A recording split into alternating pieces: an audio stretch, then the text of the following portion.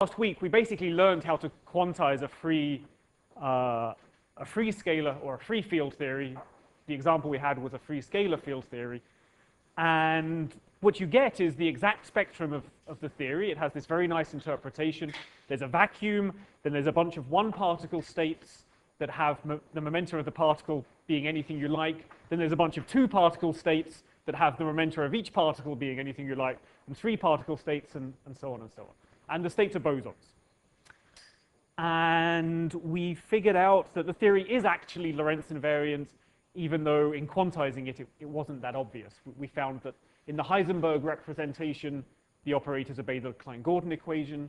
And what's more, the commutation relations between operators are Lorentz invariant. In particular, they vanish if the operators are outside the lifetime. Okay? So are there any questions about free field theories, interpretations? Yeah. So thinking back to our standard quantum mechanics, then, if we're specifying exactly the momentum of each particle that we create and annihilate, is there any sense to talking about the position at all? So there's a few answers. So firstly, as I've been saying, momenta and position are not operators in the field theory. Right. They're just labels. However, it's true that what we've been creating are momentum eigenstates, not position eigenstates. So what we're going to do in the tutorial session this afternoon is one of two things, probably. I think what's going to happen if we get this sorted in time is you're going to split into two groups.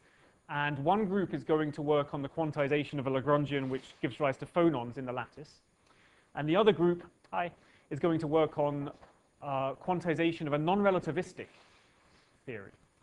And when you look at that non-relativistic theory, we'll start to recover quantum mechanics, meaning we'll start to think of position operators and momentum operators and see how they arise. And then you'll see that it's exactly the same as in quantum mechanics, that these particles are plane wave states. They don't have a well-defined position, they have a well-defined momentum. Okay. I mean, I understand that the labels, it's just some of the implications of that are a little... Yeah,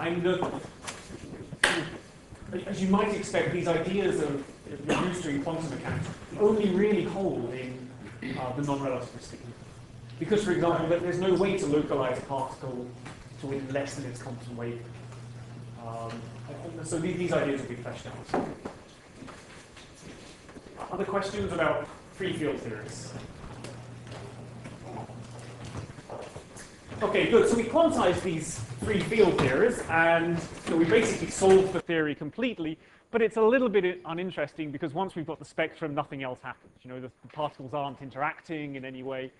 So what we're going to do in this lecture is start looking at how to introduce interactions into the theory. But first, there's one concept from the free field theory that I just want to tell you about that's going to be very important when we come to interactions. And this is the concept of something called the propagator. So there's a bunch of different propagators, and I'm going to introduce you to two of them.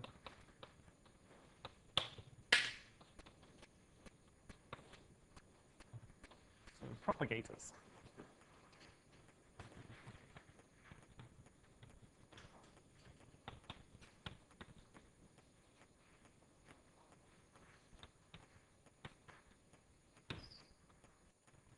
Okay, so the question I asked in the previous lecture to check for Lorentz invariance was, does a measurement here interfere with a measurement which is conducted at a space-like separation? Okay. That's the statement that does an operator at point x commute with an operator at point y where x and y are space-like separated? And we found that the answer was yes, they commute, so there's no way to signal faster than the speed of light using this theory, which is a good thing. Here we're going to ask a slightly different question. It's related, as you'll see. We'll ask the question that, well, let me write it down, and it's probably better to say in equations than in words. So disturb the field at point x.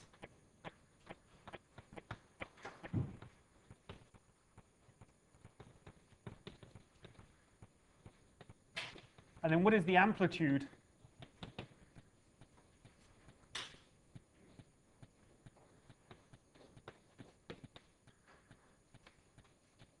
So I probably disturb the field at point y.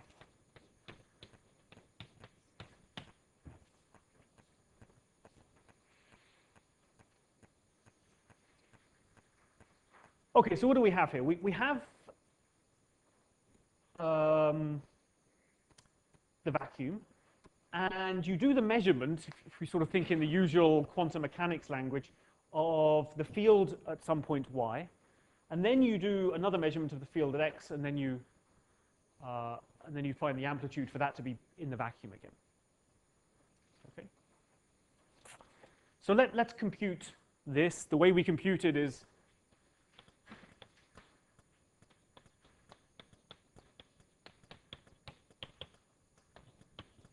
the way that we've been computing everything. We just plug in the mode expansions.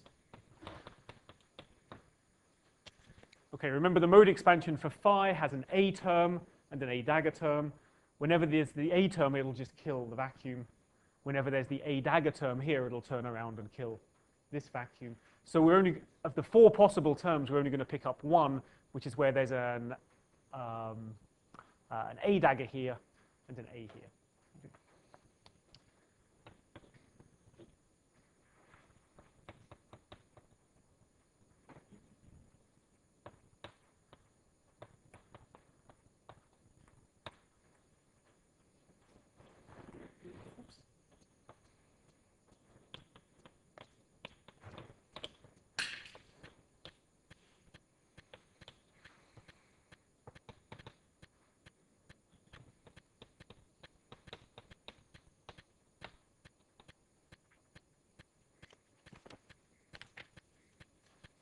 Okay, so just to remind you, no vectors here. That means we're in the Heisenberg representation. These are space-time points.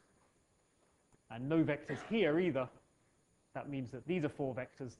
These are 4 momenta, but we're only integrating over 3 momenta.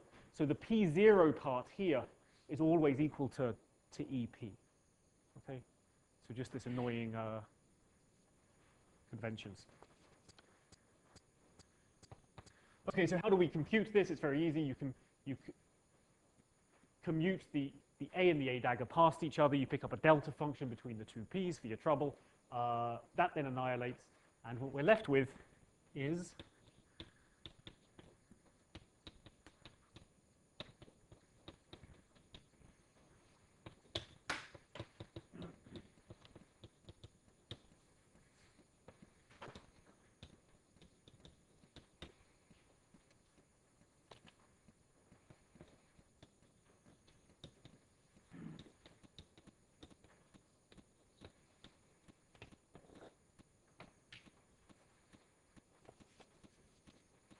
so we get the following integral.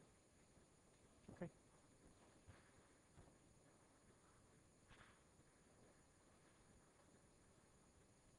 So we're going to give this a name. It's going to be called capital D. It depends only on the difference between x and y, but that's a 4-vector difference. Okay. And we're going to call it the propagator.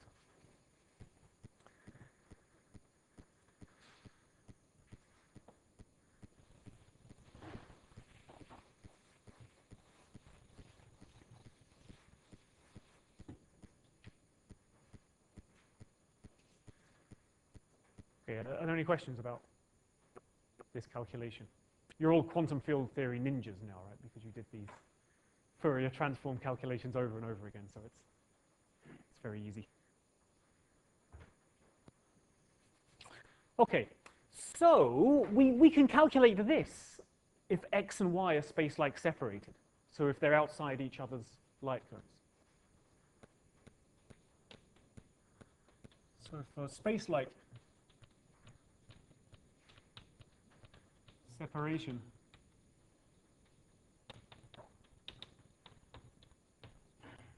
remember with my metric signature, that means x minus y squared is less than 0. Well, you can do this integral, at least roughly. You can certainly convince yourselves quite easily that this integral doesn't vanish outside the light cone. Okay? And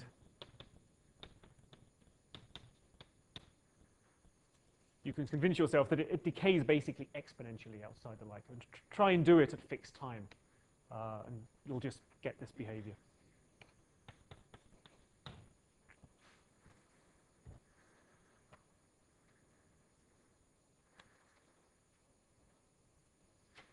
Okay, so what do we see here? This might seem a little bit surprising. I mean, you can sort of wrap words around this, but it's not quite clear that that's a useful thing to do. But the word you could wrap around this, if you like, is that the quantum field leaks outside the light cone. Okay, you disturb the vacuum by acting with the operator phi at some point y, and then you compute the overlap of that with the vacuum disturbed by phi at some point x. Even if x and y are space-like, hi Aaron, are space-like separated, you still get a non-zero value. Okay. Okay.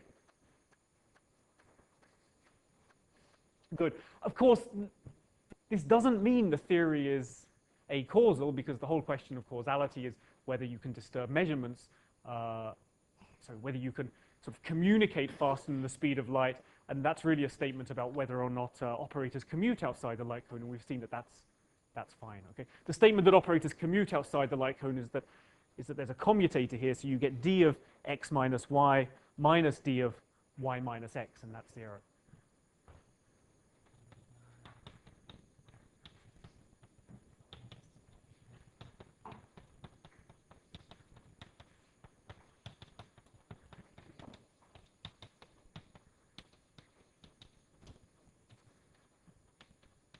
And this is what we showed in the last lecture.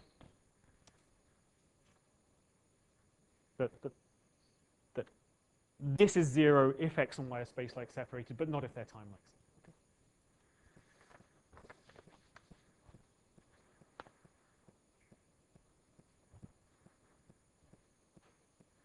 Okay, yeah, please. Sorry, thank you. Yeah, not null, less than 0. Yeah, thanks. Yeah.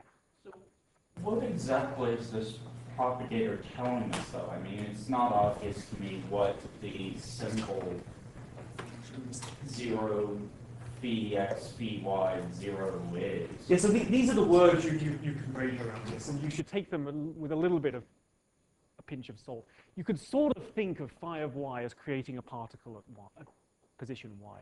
Okay, it's not really that, because there are issues about localizing particles, but roughly speaking. And you could sort of think about this as detecting a particle at point x. Okay, so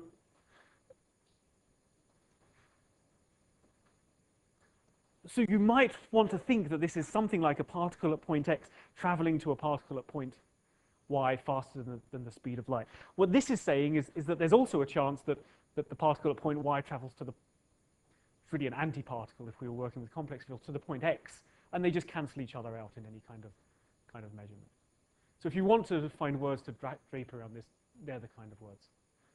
Aaron, you've only been here 30 seconds. You've got a question already. It's great. Another way to think about this, I don't know if it's correct, so it's good to hear. If you've ever worked in an astronomy thing, you use correlation functions to do things like the CFD. So the correlation function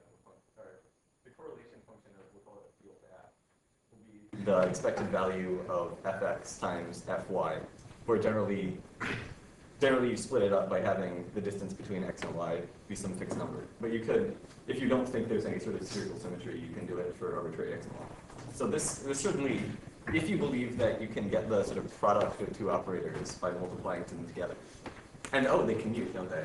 Because if they're space-like, they commute. So that actually, if they're space-like, it seems like it can actually be interpreted as a two-point correlation function. It is. It's a definition of a two-point correlation function. Right. Yeah.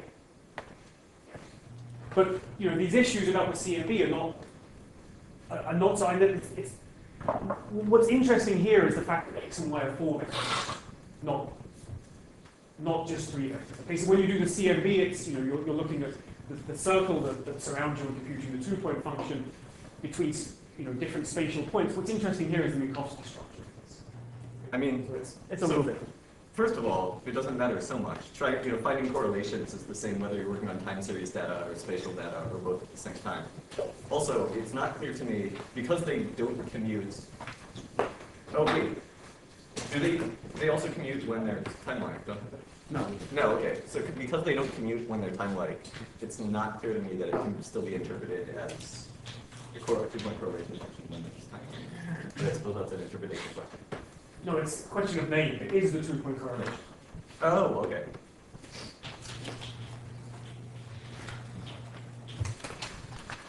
Okay, so this is the propagator. What we're going to see shortly is that there's a slight variation of this that's the thing that's important when we do interactive field theories, and it's called the Feynman propagator. Okay. The propagator that you do. Does it have? No. Yeah, it's a two-point correlation function. That makes sense. Okay. The important quantity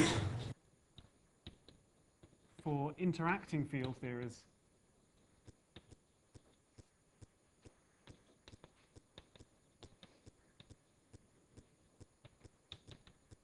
is the Feynman propagator.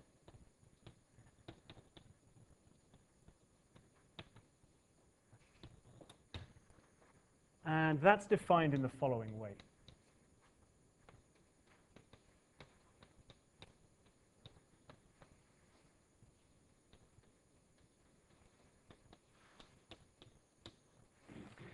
Okay, so it's the same thing I just computed, except I put a capital T in front of here. Okay. So what does this capital T mean? I'm going to write this on the other board just so it's clear, but in your notes try and sort of put this to the right-hand side.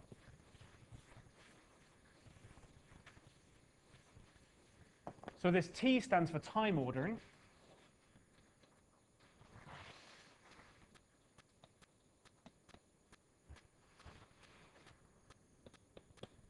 And it's defined in the following way.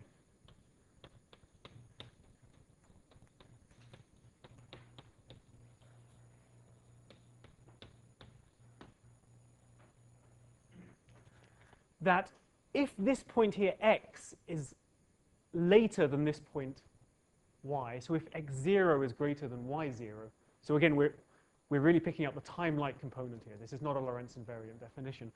Then you put phi x to the left. Otherwise, you put phi y to the right, to the left.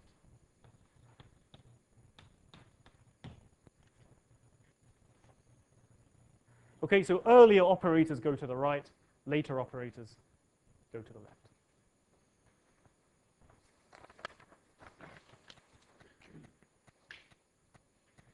Okay, I accept it's probably not obvious at the moment why this is going to be a useful thing to consider, but we'll see it, if not at the end of this lecture, at the very beginning of the next lecture, why this time ordering is something that's useful to put in there.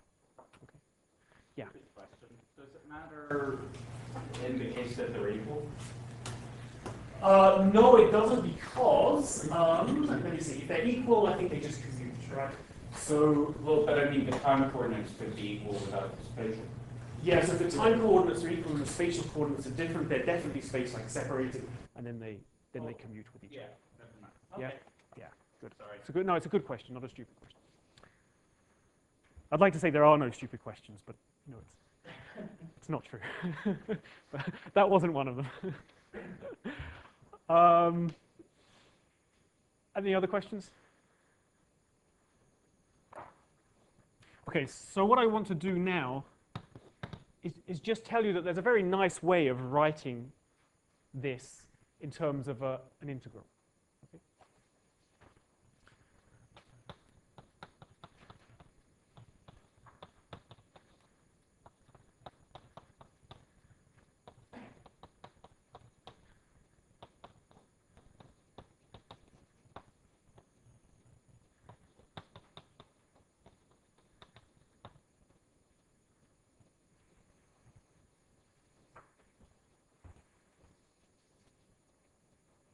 Okay, so I'm going to prove to you that this time-ordered correlation function is the same as this integral up to a caveat, which I'll mention now. Okay, let me just stress something here. For the first time in this lecture, P0 isn't something that's fixed. Okay, up until now, everywhere there's been a P0, it's been exactly equal to the thing we've called E subscript P, which is the square root of 3 vector p squared plus m squared. Okay, the relativistic energy. Now we're going to integrate over all values of p0. Okay, so p0 appears here. This is the 4 momentum squared. It also appears here.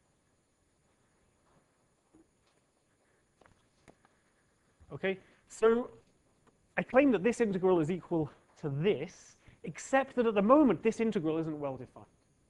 And it's not well defined because as I integrate, suppose that I fix the 3 vector p and integrate along p0, at some point this thing here is going to diverge. Okay? Yeah.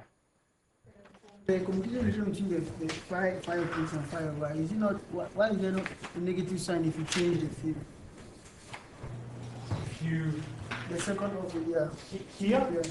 So this is just a definition of what t means. Okay? So it's just a definition.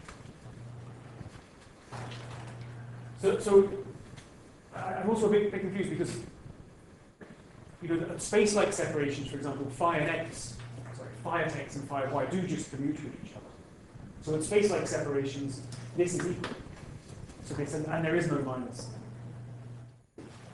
Yeah, is that good?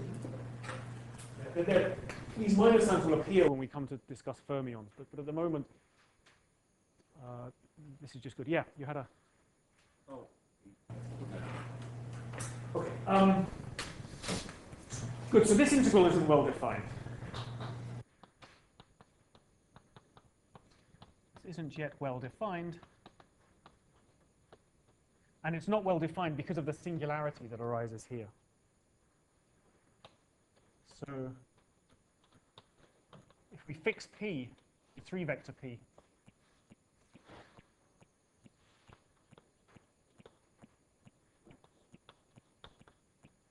and then do this integral over p0, then we hit a singularity, we hit a pole.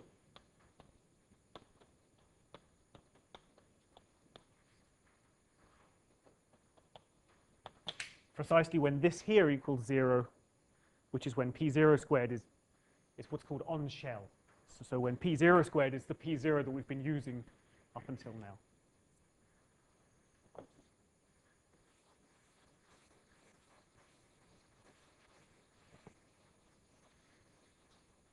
Okay, so what I need to do is have some kind of prescription just to make this a well-defined integral.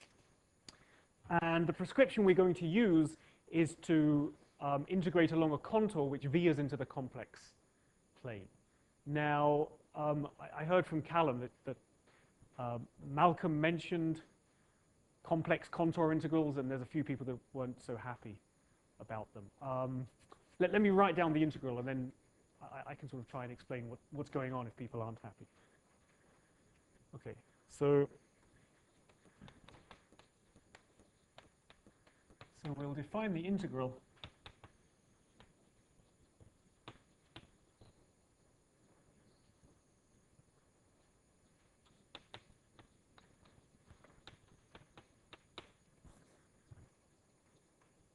well by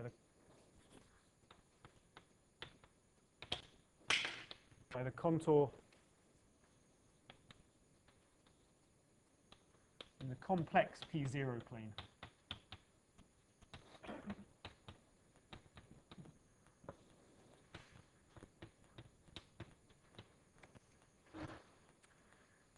Okay, so let me just pretend p0 is a complex number. And what I've been doing is integrating over the real part of p0 from minus infinity to plus infinity. That's what this means. Okay? But at 2 points, I run into problems. These points are when p0 is equal to minus EP, where this, of course, is EP, and plus EP.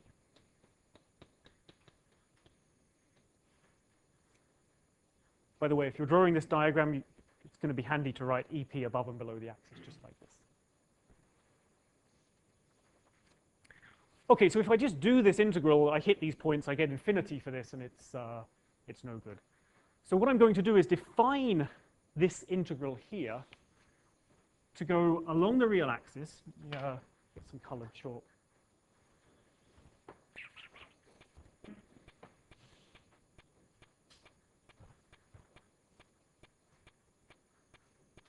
No colored chalk. I'm going to go along the real axis, and then I'm going to dip below this pole along the real axis, run above this pole, and then finish off. Okay, so this contour is implicit in this definition here to make the whole thing well defined.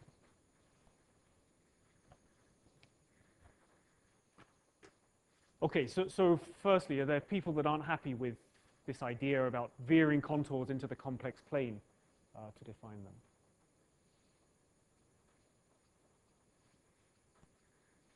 How many do we have? 4, 5.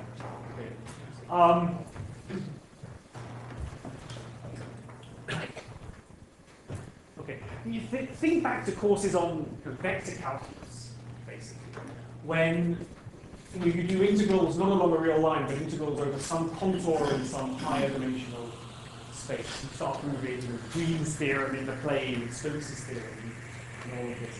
You know, pretend that this isn't a complex number, but it's just some two-dimensional plane, and then doing an integral over some particular contour is exactly the same as just doing these kind of integrals you're doing in vector calculus. Are those deviations of the first one, is it the smallest possible kind of? Good. So the answer to that is yes, but the much better answer is it's not actually going to matter.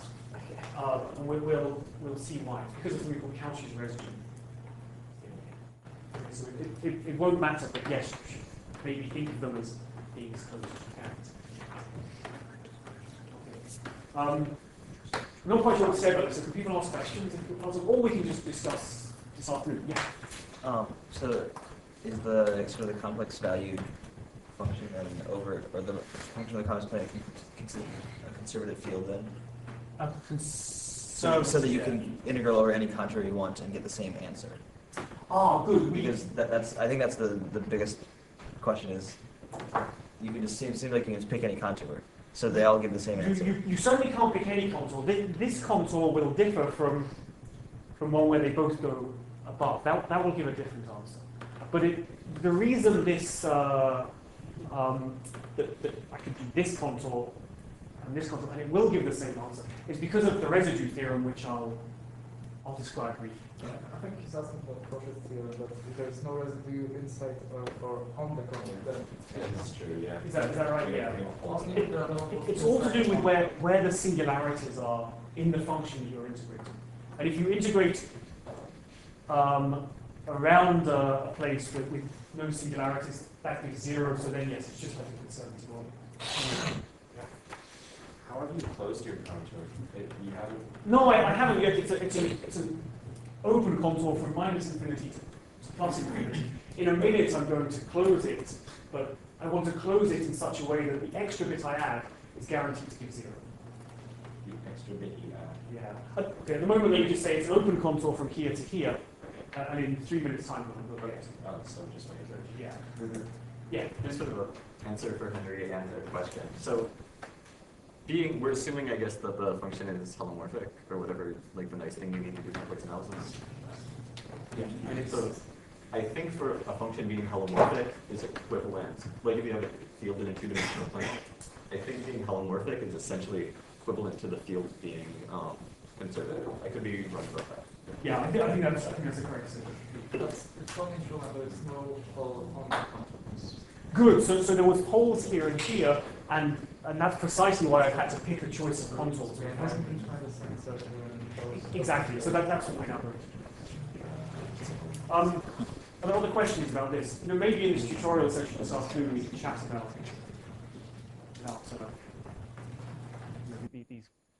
these residue type theorems.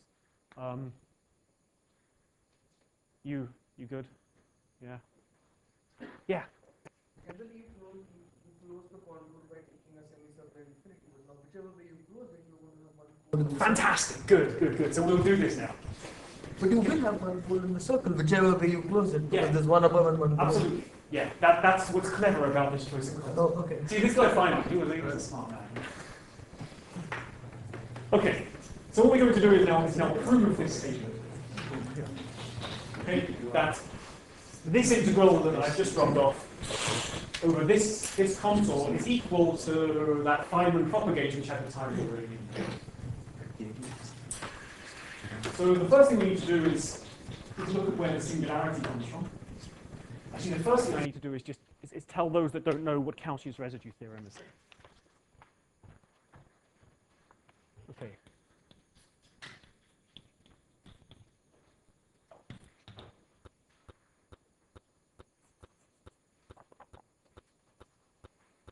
Okay, so take some function f of z, which, and there's various words for this, is either analytic or holomorphic. What it means is that it's a function of z as a complex number, but not z bar. Okay.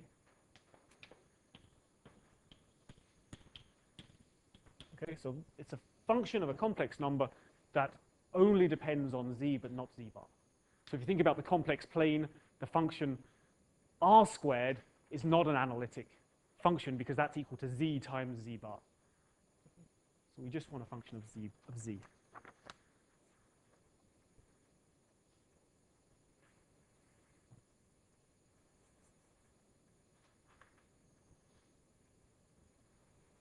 Right, so the statement is that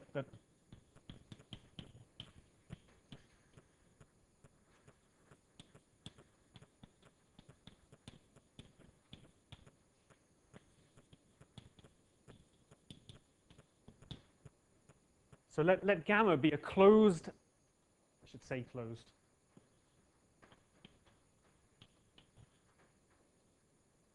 anti-clockwise contour in C. So here's C. And I pick some contour gamma, which is anti-clockwise, which goes that way. And f of z is some function over the complex plane. Okay, so the residue theorem states that the integral around gamma of f of z is 2 pi I times the sum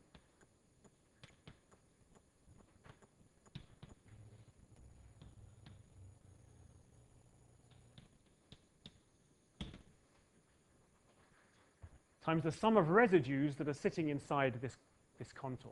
So now I need to tell you what residues are. Residues, roughly speaking, are places where the function f blows up inside here. So they're singularities. Okay? Now, their singularities are a very specific type.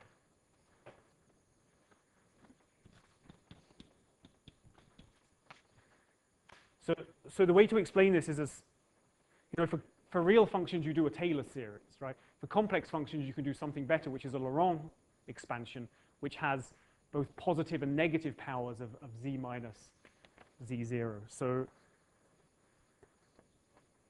yeah. I'll show you now. So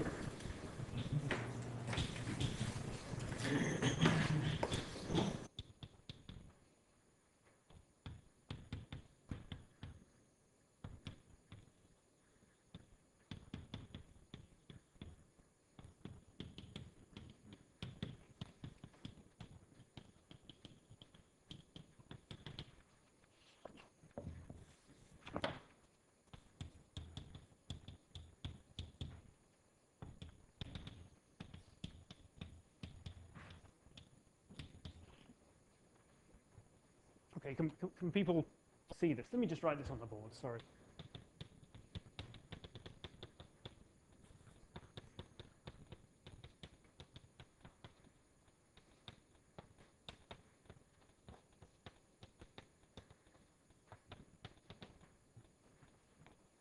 Okay, so around one of these, well, around any point, you can always expand f of z in this thing like a Taylor expansion, but it's called a Laurent expansion. So there's a constant piece, and there's a piece which vanishes linearly as z gets close to this point z0. And then there's terms which can blow up, because they look like z minus z0 or z minus z0 squared and so on and so on and so on. The coefficient that sits on top of the first term, the term that's 1 over z minus z0, that's called the residue. Okay? Okay? So this is an amazing theorem, right? It says that if you integrate any analytic function around, around this contour, the only thing you need to know is the singular values of f inside, and then you look at f at those singular values, and the residue is just this piece that sits in front of the 1 over z minus z0. So this is the answer to your question. This is how an analytic function blows up. It's as 1 over z, basically. You don't have. Yeah, if the function is analytic, it means it does not have any pole. Oh, I see. Then I'm not very good with these math words. Then maybe it's holomorphic. Yeah, yeah, okay. Things like 1 over z are included in this. Yeah, sorry. I think actually this is, I might be wrong, I think this is a confusion that you'll find throughout the physics literature, that people say analytic when they mean holomorphic. I think everybody's as ignorant as I am about these words. Is that right? I never see the word meromorphic in, okay, yeah. Okay.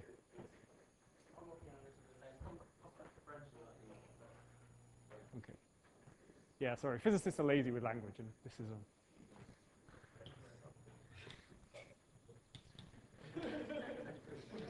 it doesn't depend on z-bar.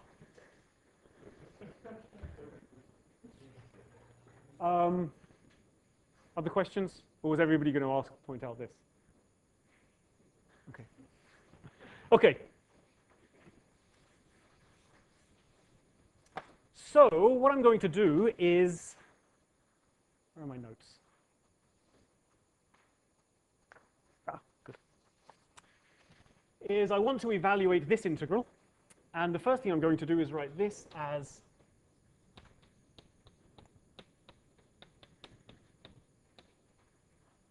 this.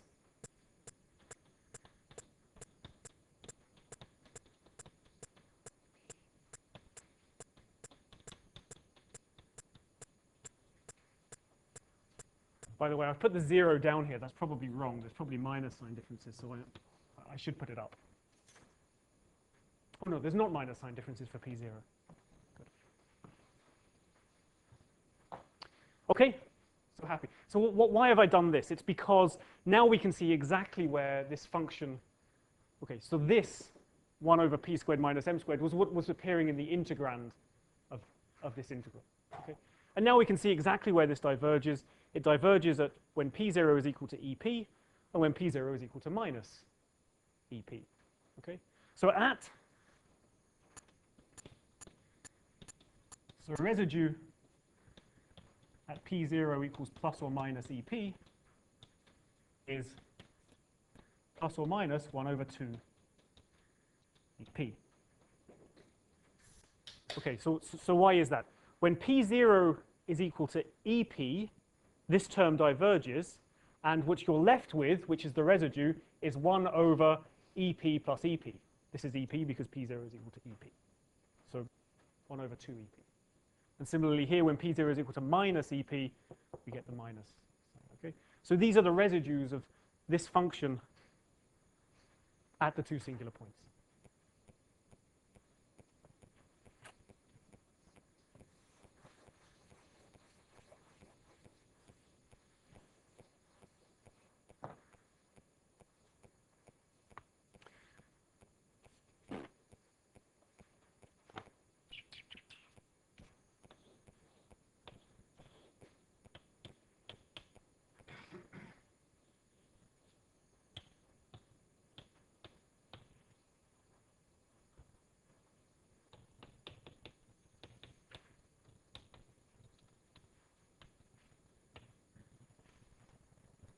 Okay? These are supposed to be on the axis when they're on the axis, but it doesn't really matter. Okay, so now we do the following, which is what people were getting at. We want to integrate from here to here. And we know from Cauchy's residue theorem that if we can somehow go in a closed circle, it's easy to do the integral. You just add up the number of singularities that sit in the middle.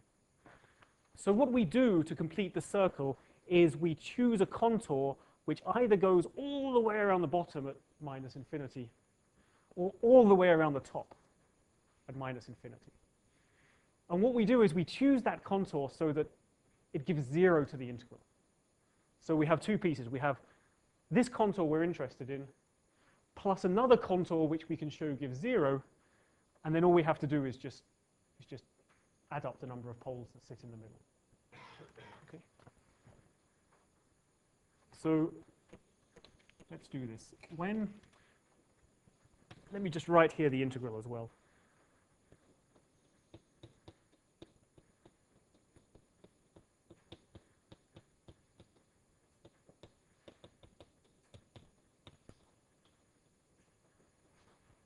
Okay, so this is the integral we're trying to evaluate, and in particular, we're doing the P0 part of this integral. Okay, so let's look at the case when x0 is greater than y0.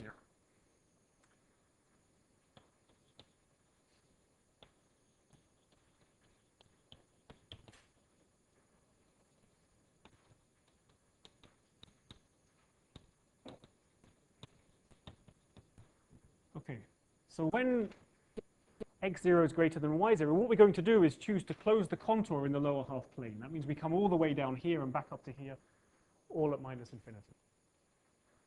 Yeah. Why does our choice of where to close the contour depend on x naught? Let's see that now. Oh, sorry. Okay, so why is that? It's because if we close in the lower half plane, this means that P0 is going to minus I infinity, so we're going to get here. But when P0 is minus I infinity,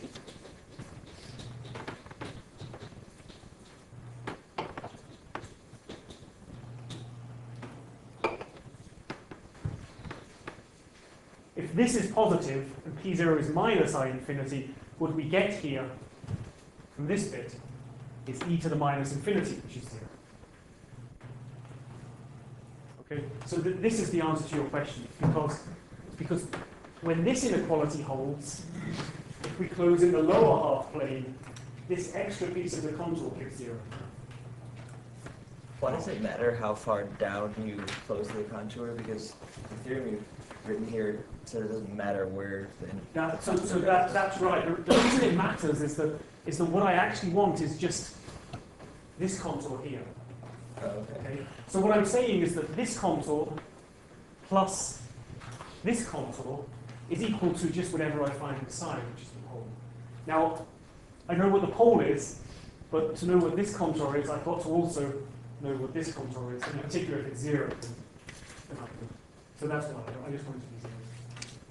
It's actually the size of the sensor that matters, because it has to go to infinity, and then you can put from ln the contribution goes to 0. It has to go to infinity. Yeah, that's this. It's this infinity here. Yeah, exactly.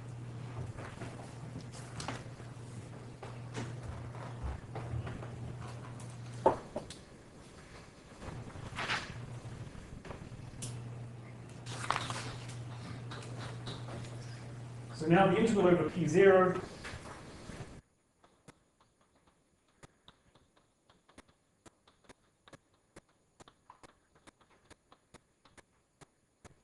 so we do this contour, and what we do get is just the contribution from this pole, which we find inside the contour. This guy's outside, so it doesn't contribute. And the residue from this pole we've seen here is plus 2 times EP.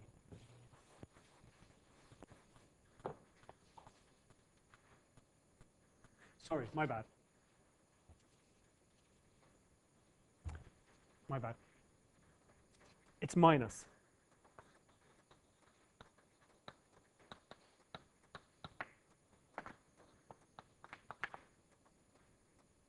No. The residue is plus, the contribution is minus. Sorry. The reason the contribution is minus is because this is a clockwise contour, and this was stated for an anti-clockwise contour. So you pick up an extra minus sign because you went the wrong way around the contour.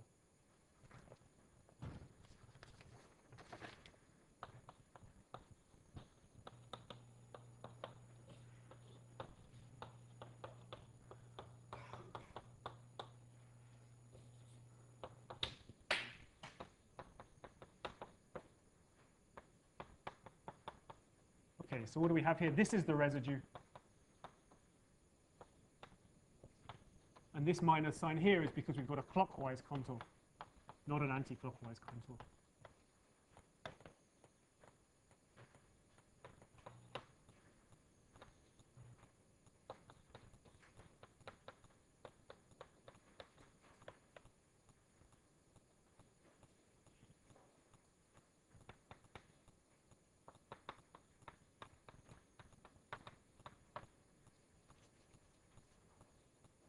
Okay, and finally, there's one other piece of the residue, which was that there was a P0 that was sitting here. So you replace that with the value of P0 at the singularity, which is EP.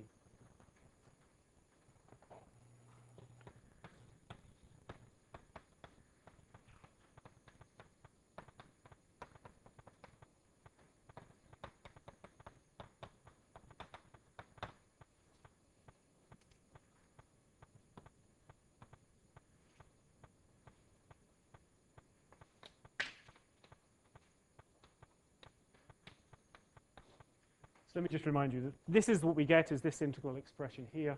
And this is true when x0 is greater than y0. But this is what we wanted. This was the integral expression that we had for the thing we call D, the two-point correlation function of two phis.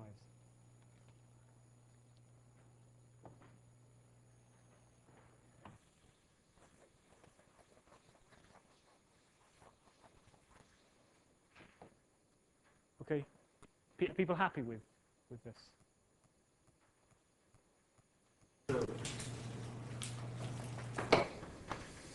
You showed that when you look at that point on the counter that's at the bottom of the counter, that goes to 0 as it goes to, or as not goes. How should I show this? It goes to 0 as the size of the counter goes to infinity. Yeah. Should it be now obvious to us that the counter is 0, or are you just sweeping under the rug the calculation where you find the counter, you integrate around that semicircle and show it 0? You integrate along, it's got e to the minus infinity everywhere along it, and it gives 0. Well, okay, if you're worried about limits, then deal with it afterwards. But yeah, I'm just give going 0. very close. Okay, on the axis, clearly it's got to be non-0, right? Or maybe that's what I'm missing. Sorry, yeah. So on this contour here, Yeah. it's giving something non-zero. Right. What we're doing is we're computing this guy, Right. which is non-zero, So very. plus Yeah. this guy here, which is vanishing. So sorry. And the sum of the two things is equal to this residue.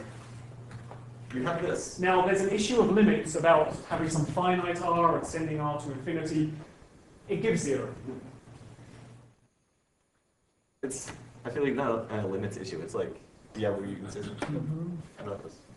Technically, Aaron is right that there is a problem near the axis on Okay. this That's what I was big wondering, contour. But the point is, I think I know how to do it completely properly.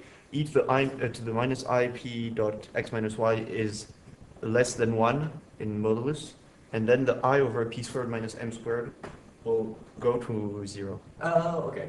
Right.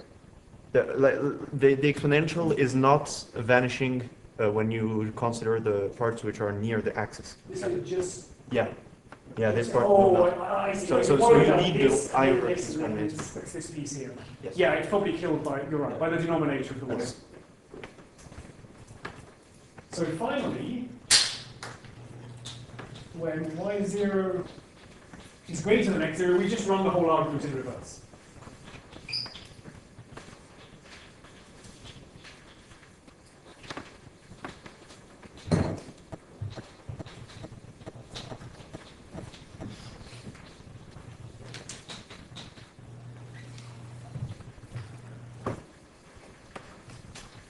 So now, there was a sign flip in the p0 in the x0 minus y0. So in order to have this exponential decaying to e to the minus infinity, P0 should be plus I infinity, which means we go this way, which means we pick up this pole here.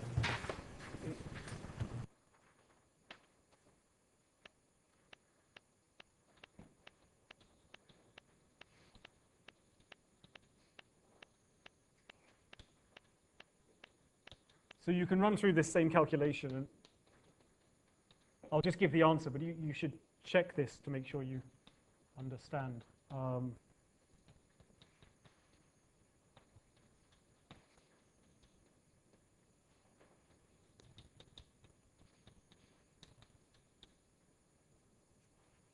But you pick up a minus sign up here, which is that there's a y minus x instead of an x minus y.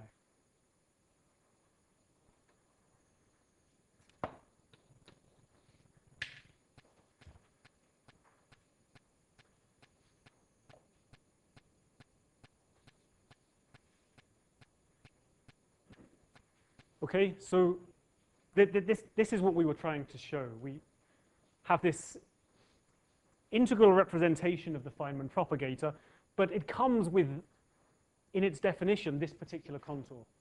Now, what you find is that you have to complete the contour differently depending on the time ordering of x0 and y0, and that when you then do the calculation, you get this result, or this result with y and x flipped around. But that's exactly what we wanted. That, if you compare this to that thing we call d, you'll see that this is phi of x, phi of y, and this is phi of y, phi of x.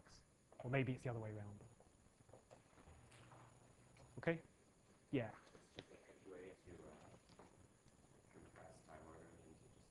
Yeah, exactly. Yeah. Well, and time ordering was already sort of compressed into one symbol t. This is a handy way to give an integral representation of the time ordering. And actually, there's an even handier way, which I'll just tell you now.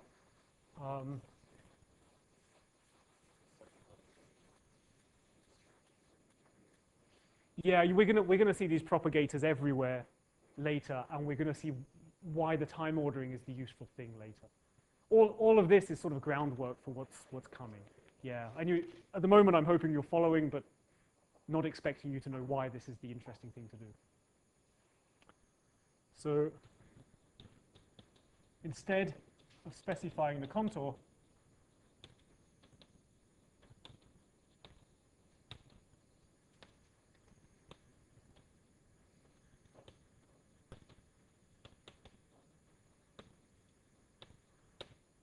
it's sometimes useful to write delta f for Feynman is the integral of d4p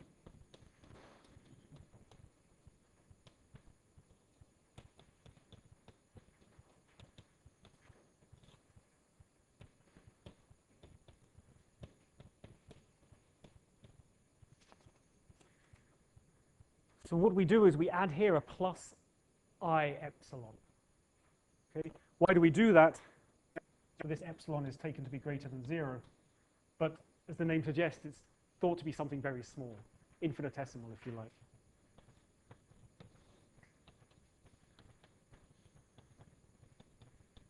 So why do we do that? Well, now the poles are when p0 squared is equal to p squared plus m squared minus I epsilon. So figure out where the poles are, and they're slightly off the axis by an amount that's roughly proportional to I epsilon. Okay, so when you put the plus I epsilon here, the singularities are no longer when p0 is real, but when p0 is slightly imaginary, and it sits here and it sits here. So now we just do this integral straight along the real axis. And you see that that's sort of analogous to skipping below the first one and above the second one. Okay, and because of this magic of the residue theorem, it gives exactly the same result.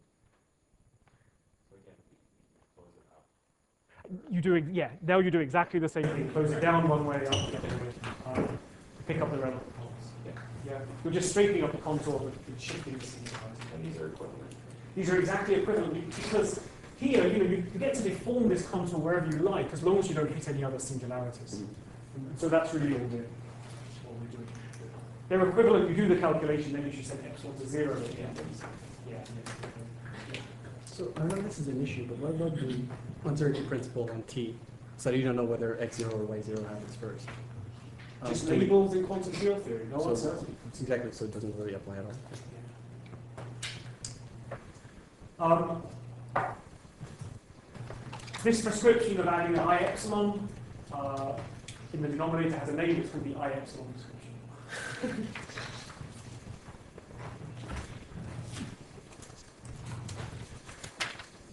Okay. Questions?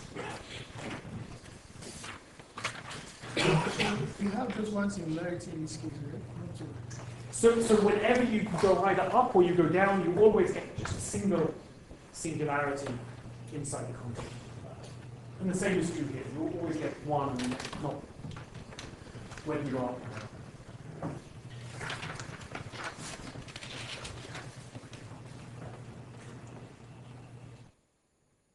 Okay, there's one last thing I want to tell you about these propagators.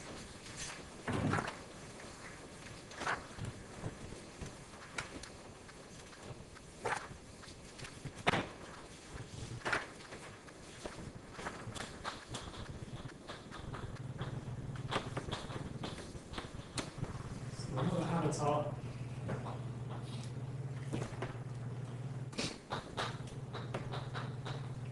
Avatar just means, that actually means reincarnation. It just means a slightly different way of seeing the same thing.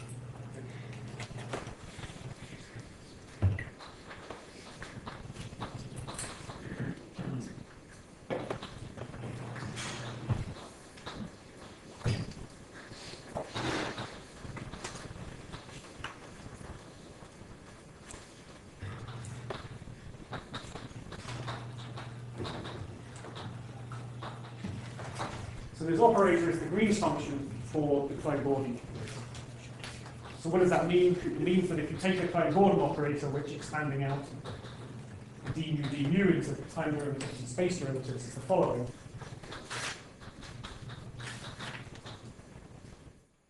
And you hit it on the Feynman propagator.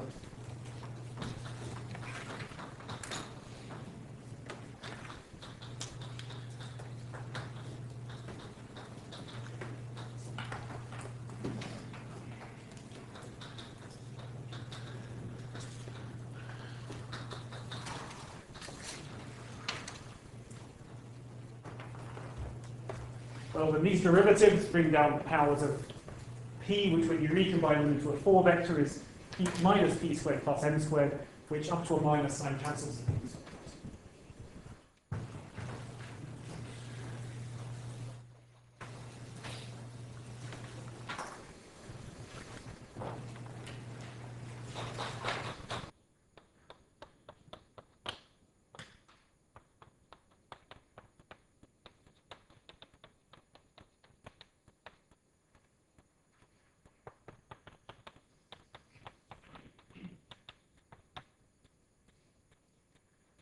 So it cancels, you're left with the integral over the exponent, but that's precisely the delta function. Notice that it's now the delta function in space-time, not just in space.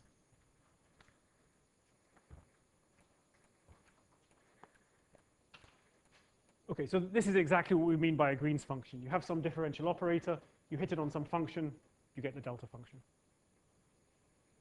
Okay. Yeah?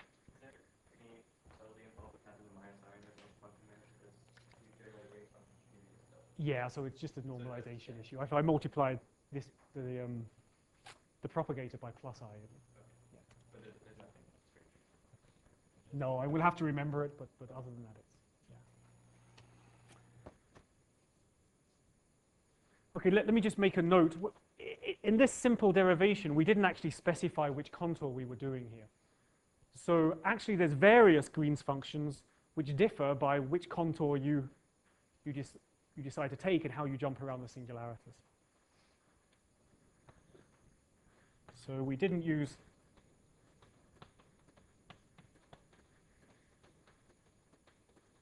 the choice of contour here. So we could have just as easily have taken this contour or this contour.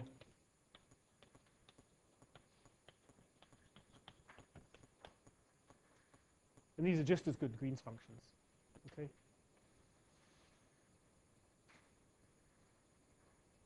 So there's names for these. This is called the retarded Green's function. Yeah, I know.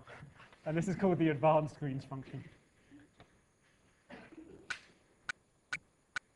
You know, everywhere always teaches 2 quantum field theory courses, and the second of the 2 is usually called advanced quantum field theory. And I never understood why nobody just uses this opportunity for the first quantum field theory course.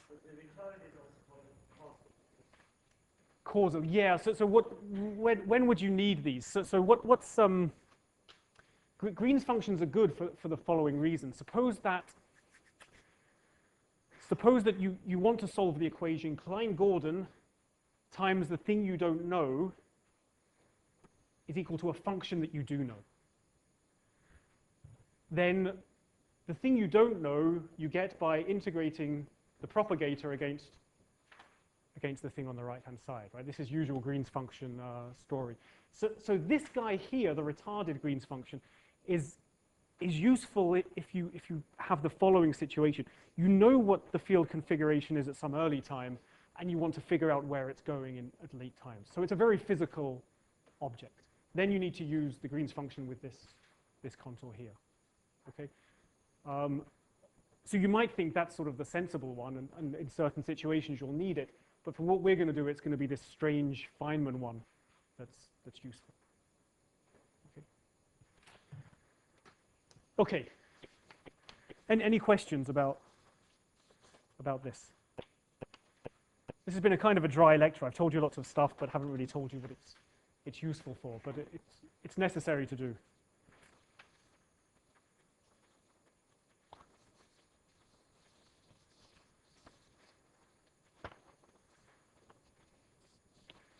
Okay, you all good? Should we go on? Yeah. Good.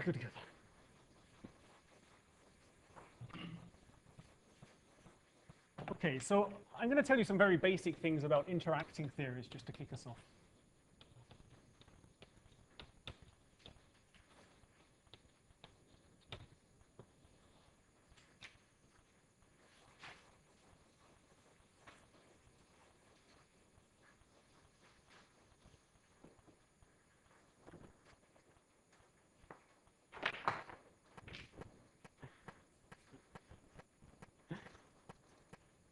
Don't worry, you've not missed much. Okay, so what have we been considering? Free field theories, which we can solve completely and figure out their spectrum, but they're completely boring because nothing happens. Okay. So free field theories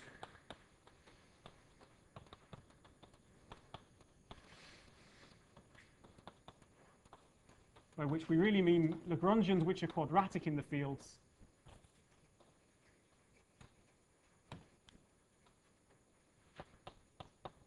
which means equations of motion which are linear in the fields,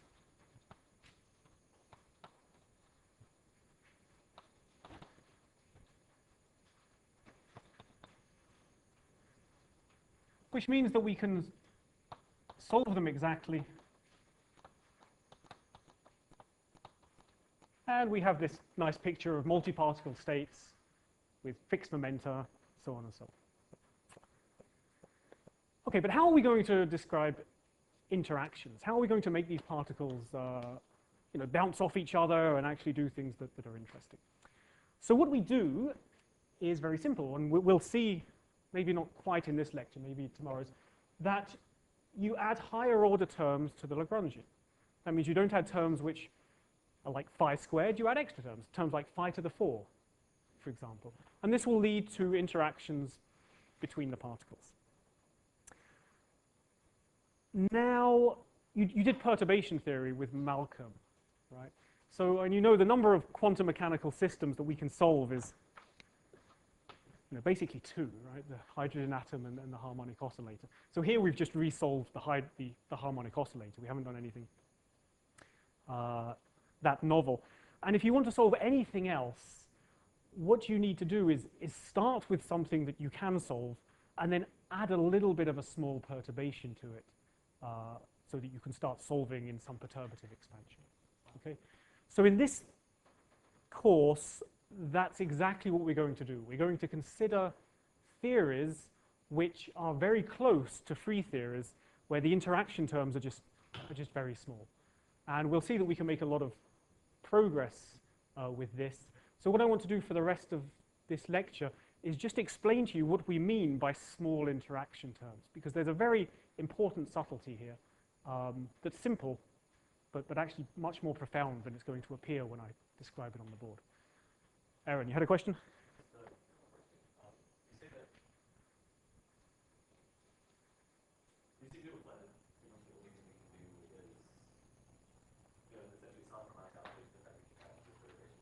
But we can do calculations non-perturbatively, yes, like with lattice QCD, like. Oh, good. So analytically, this is all we can do. But yeah, Okay. if you want to do better, So this theory actually does work. I'll say some words at the end of this lecture, but I'd like to get to the introduction.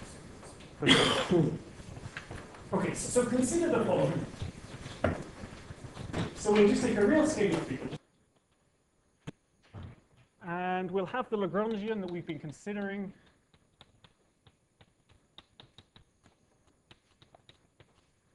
And now you might think, well, this is kind of scary, because the amount of extra terms I can add to this is an infinite number, right? If I'm now considering anything that's not quadratic in the field, that gives me an awful lot of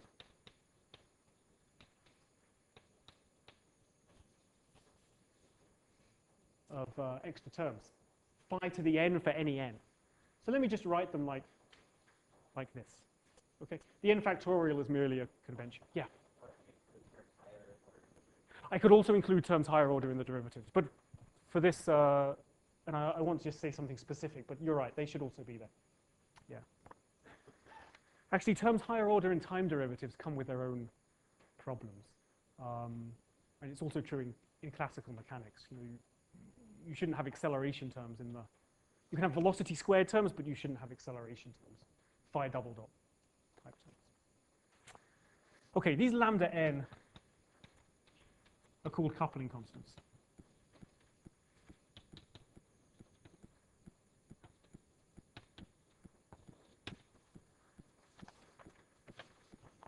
And when we say we want to consider small perturbations, it means something like these lambda n have to be small.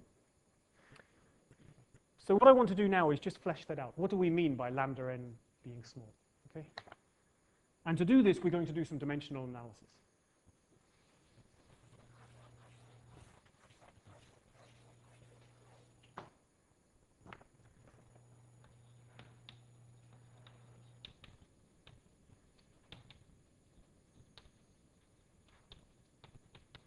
So way back in that very first lecture last week, I told you about what we meant by dimensions.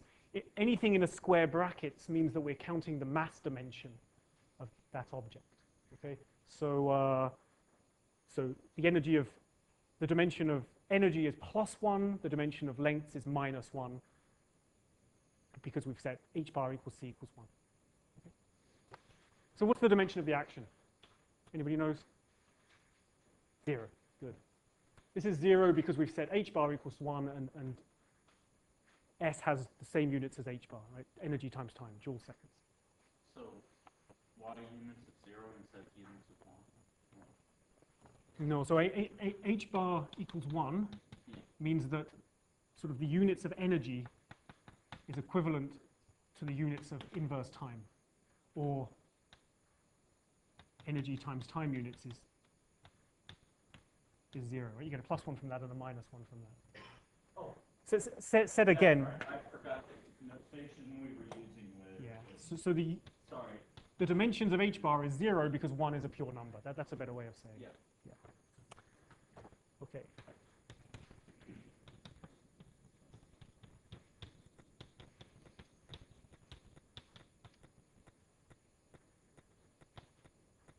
But the action is the integral over all space of the Lagrangian, strictly the Lagrangian density. This has units, sorry, this has dimensions -4. which means that the Lagrangian has to have dimensions 4.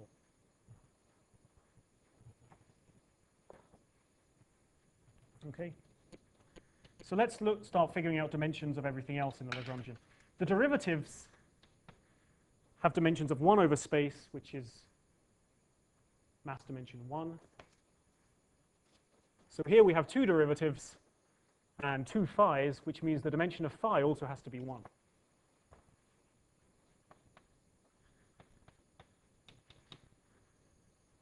But if the dimension of phi is 1, then here we've got an m squared, which means the dimension of m also has to be 1.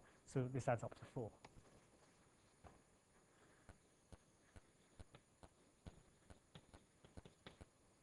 But that's nice because we've figured out that when we quantize the theory, this m becomes the mass of a quantum particle. So mass should indeed have units 1, dimension units 1.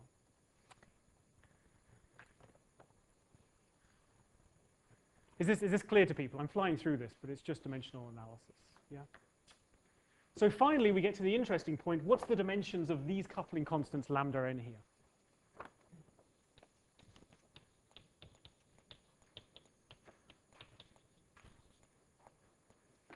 Well, we've got n of these guys, and adding this has to give 4. So the dimension of lambda n is 4 minus n.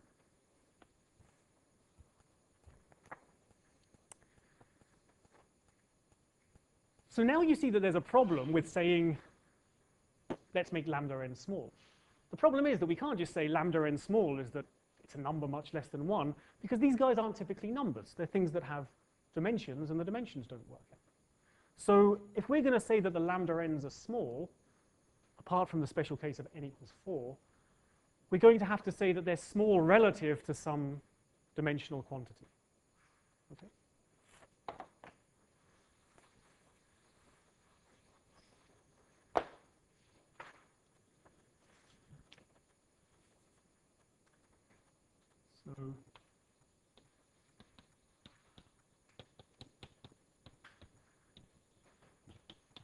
So what is this statement that we want small perturbations of the Lagrangian so that lambda n is small? What does this mean? Well, there's 3 different cases, depending on whether lambda n is 3, 4, or greater than 4. So the dimension of lambda 3 has mass dimension.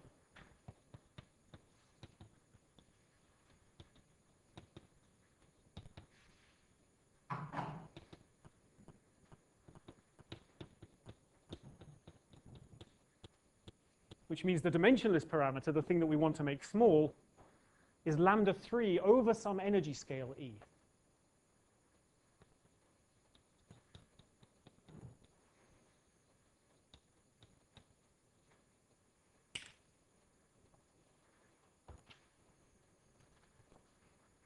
So what energy scale do we put there?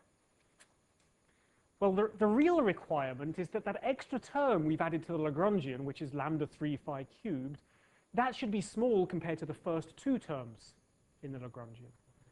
But clearly this is a phi-dependent statement. So the real requirement is that we could speak classically or quantum mechanically, it doesn't matter.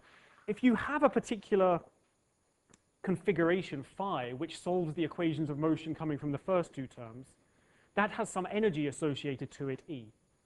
And that extra term we're adding is going to be small as long as lambda 3 over E is small, where E is the energy of the configuration that we're actually interested in. If we say those same words quantum mechanically, E is the energy of the particular process that we're considering.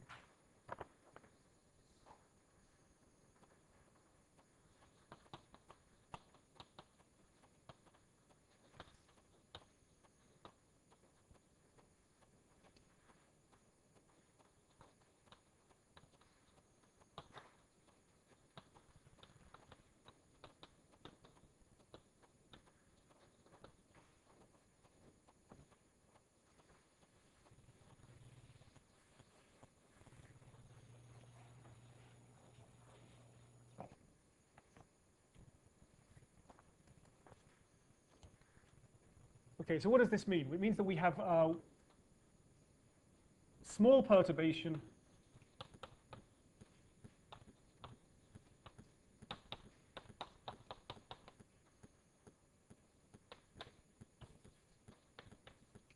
we're thinking about processes of very high energy, where high is compared to lambda 3, and it's a large perturbation.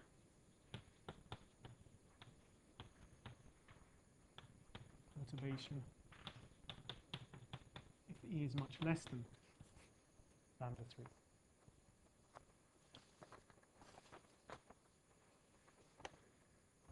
Okay, so there's a name for perturbations whose coupling constant has positive mass dimension of this type, and they're called relevant.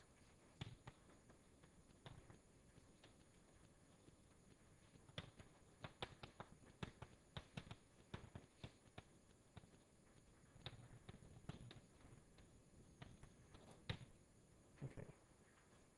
This, by the way, is a poor man's introduction to the renormalization group. Right? It's really the simplest possible. It almost doesn't deserve the name's renormalization group, but it's these set of ideas that really feed into ideas of effective field theory and RG. Okay, why are they called relevant? They're called relevant because they're important precisely when the energies are low. But typically, we're only ever looking at low energy processes. High energy often means Planck scale or something like that. So even LHC in this sense is a low energy process. So these are usually the important ones. When we do small energies, these relevant perturbations are the things that matter.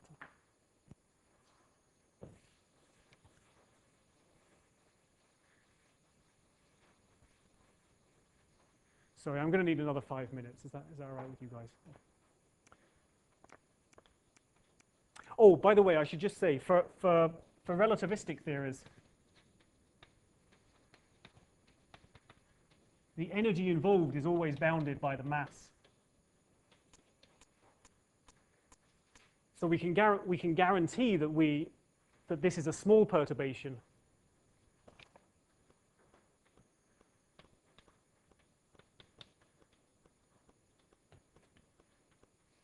Just by choosing lambda 3 to be much smaller than the mass scale. Okay. So that's going to be important for what we do.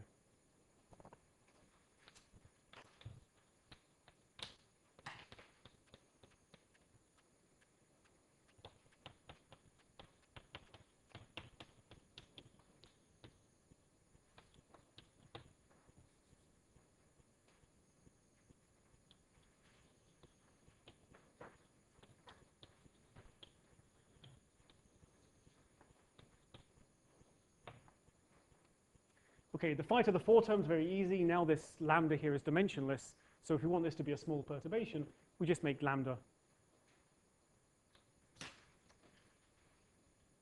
Sorry. We could just choose lambda 4 to be a number, so we just choose it to be a number less than 1.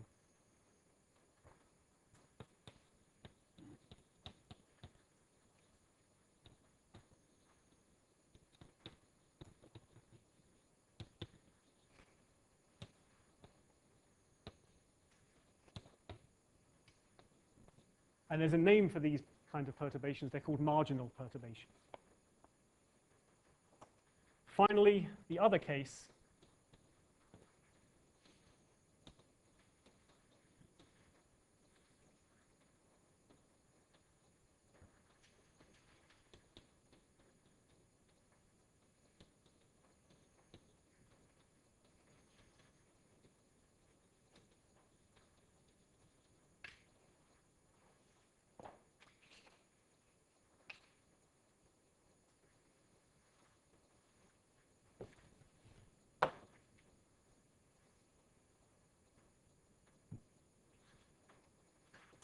For these guys where it's phi to the 5 and phi to the 6 and higher, the object here has mass dimension that's negative. In other words, the dimensionless coupling is lambda times E. So what does this mean? This means that these are couplings which are important for very, very high energy processes, but are very small for low energy processes. Okay, when E is small compared to lambda, this is a small number.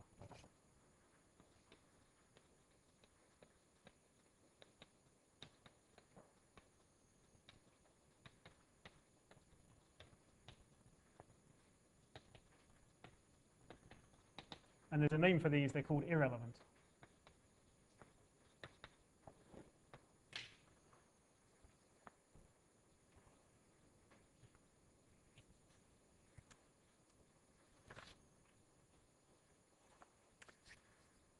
Okay, so this is sort of very simple dimensional analysis, but it's probably the deepest thing I've told you so far in these lectures. And this idea is really something which is very, very powerful and which you should sort of try to get a feel for and carry with you. In particular, interactions like this become very important at high energies. Okay? Now, we've already seen in quantum field theory that it's typically very difficult to avoid high energy processes appearing in your calculations. We saw this for the vacuum energy. You know, it was picking up contributions from very, very small wavelength. It was picking up contributions from very high energy vacuum fluctuations, small wavelength vacuum fluctuations, that was meaning the ground state energy diverged. What this means is that terms like this, which have negative mass dimensions or are important at high energies, will be very difficult to make sense of when quantizing the theory, because these high energy well, you'll get infinities from them that are difficult to deal with. So we say that when there are terms like this in the Lagrangian, the theory is non-renormalizable. Okay? Now, this is a slightly old-fashioned perspective on things. A better perspective is that at low energies where we're interested, these terms just typically aren't important. Okay? So when we come to consider interaction terms in the Lagrangian, we've got an infinite number to deal with, but most of them we can typically just neglect at low energies. If you read the notes sometime later today, I don't quite have time to tell it now, but I try and sort of tell a nice story there about what possible theory we might write down coming from quantum gravity and so on. And I try and explain exactly why these terms wouldn't be important. Okay? What we're left with is just a finite number of terms, 2 in this case. It's usually a handful, that it actually makes sense to add to the theory. So although it looks like we have lots of possibilities for interactions, this simple dimensional counting means that we really don't. Finally, I should just say a caveat. Figuring out whether things are irrelevant, marginal, or relevant is simple by just looking at the Lagrangian, but you often don't get the right answer. These categorizations can change because of quantum effects. So if you start computing quantum effects, it can shift operators from relevant to irrelevant, marginal to relevant. Okay, so this is sort of a first order approximation, but these things can change. Okay, I see I've sort of lost people, or maybe we're just too tired. But are there any questions before?